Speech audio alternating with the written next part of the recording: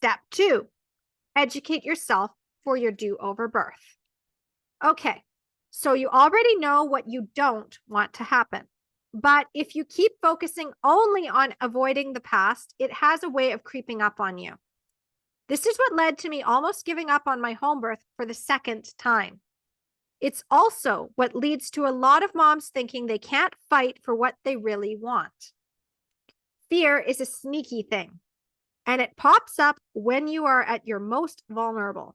For this reason, when I've worked with my clients, I've made it perfectly clear that as we create the birth plan, we are also not going to get attached to how it has to happen. In fact, the more backup plans they create, the better.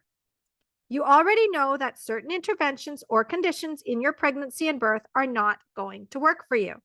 Perhaps you were talked into a hospital birth and hated it. Maybe you had a bad experience with the epidural. Or maybe you had an induction and would like to avoid that at all costs. If you had a previous cesarean, I'm sorry to break it to you, but you're in for an even bigger fight. VBAC is a touchy subject, and a lot of medical professionals would prefer to control every aspect of your birth just to avoid a less than 1% chance of a catastrophe happening. I'm talking about uterine rupture. I can't possibly get into all the details here, but if you have had a previous cesarean and would like a vaginal birth, then two excellent resources are the International Cesarean Awareness Network, ICAN, and VBAC Facts. There are also additional resources at the back of this book. One thing you absolutely need to know about VBAC is that it's not a procedure. VBAC is the default outcome when you don't schedule a surgery or consent to a repeat cesarean. Sadly, a lot of people seem to have forgotten that labor will start on its own if you're given enough time, and even if your uterus is scarred, it doesn't mean you can't have a physiological birth without intervention. I have served women who have had multiple cesareans and helped them go on to have vaginal births. In fact, one of my first inspirations was my friend Wendy. Wendy had 3 previous cesareans. She was an older mother and deemed too fat by many of the doctors she consulted about having her 4th baby naturally. They all told her that it was too dangerous, citing a risk of uterine rupture as the main concern.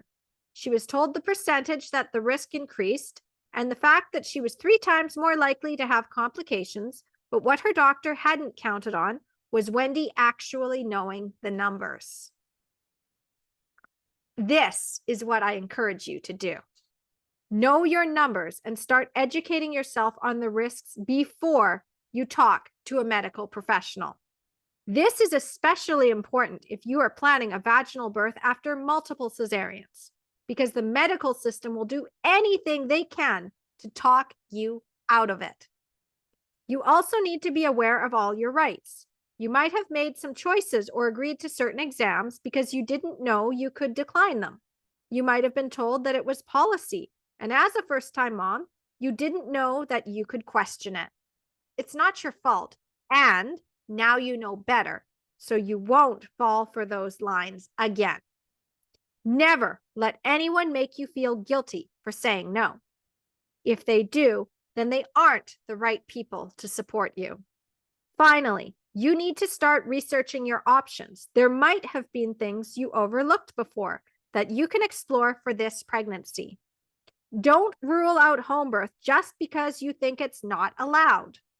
Don't assume that because you had 1 or more cesareans that you are doomed to have another cesarean. Remember, you get to decide, not them.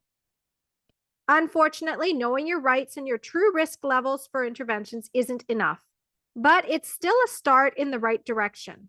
The more you discover about how birth works and why it didn't work last time, the more you'll be able to plan differently this time around. You'll also be more informed of the risks, and that will allow you to have a clearer picture of what your backup plans might look like. Journal exercise 2.2. Make sure that as you follow the questions for getting the right education, that you also include these as well. And as a reminder, the questions for the right education can be found either in the previous chapter for first-time moms or you can go to empoweringmomsbirth.com/extras and get the whole list. Number 1, is there anything in your birth records that you don't quite understand and need clarification on? Number 2, is there anything that could come up in your pregnancy based on what you know of your history that you need to know more about? Number 3, has anyone else had the kind of birth you want to have after having a similar experience to what happened in your previous births? Number 4, what do you need to know to feel confident that you could actually do it this time? These are just some of the questions you might want to ask as you seek out resources to help you learn what you need to know. As you continue to think about your own unique birth experiences and what you want this time around, you will instinctively come up with your own questions based on what is most important to you. Once you know what you need, you simply need to ask one more question. Where can you find that information?